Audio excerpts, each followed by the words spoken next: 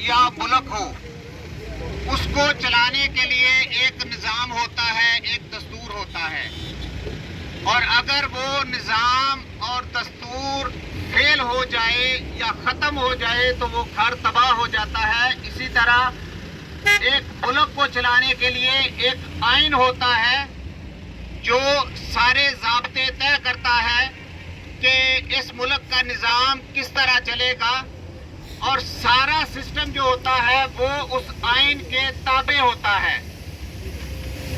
جس سے سارا ملک ایک ٹھیک طریقے سے چلتا ہے۔ مارشل لا کو لوگ اسی لیے جو ہے وہ پسند نہیں کرتے کہ اس میں جو ملک کا نظام اور آئین ہے وہ معطل ہو جاتا ہے اور شخصیتیں جو ہیں وہ آئین پر مسلط ہو جاتی ہیں۔ کچھ اسی طرح کا حال آج ہمارے ملک میں بھی بنا ہوا ہے کہ کچھ طاقتور لوگ اس آئین پر مسلط ہونے کی کوشش کر رہے ہیں اور اس ملک کے نظام کو تباہ کر رہے ہیں۔ ہمیں آج تک وہ دن یاد ہے جب عمران خان کے خلاف سپریم کورٹ نے فیصلہ کیا تھا، اور اس فیصلے کو پاکستان کی ساری عوام نے مسترد کیا تھا، لیکن عمران خان ایک ڈائری لے کے پی ایم ہاؤس سے نکل گیا تھا، اس نے عدلیہ کا احترام کیا تھا۔ اور آج جب پی ڈی ایم حکومت، یہ جو امپورٹڈ حکومت ہے،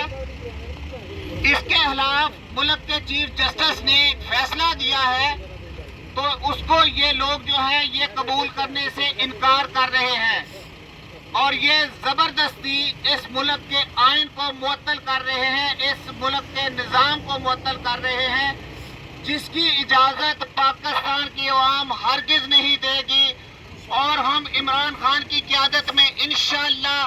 اس امپورٹڈ حکومت کے خلاف ہر طرح سے نکلنے کے لیے تیار ہیں، ہر قربانی کے لیے تیار ہیں، کیونکہ عمران خان اپنی نہیں ہمارے بچوں کی جنگ لڑ رہا ہے،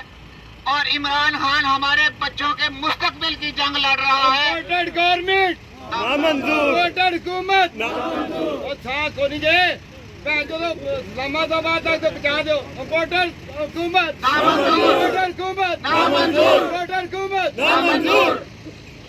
اور اگر آج ہم نے عمران خان کا ساتھ نہ دیا تو ہماری آنے والی نسلیں ہمیں بزدل کہہ کر یاد کریں گی۔ آج ہمارے پاس عمران خان کی صورت میں ایک قائد ہے، اللہ تعالیٰ اس کو زندگی صحت دے، اللہ تعالیٰ اسے ہماری زندگی بھی لگا دے اور اس کی حفاظت کرے،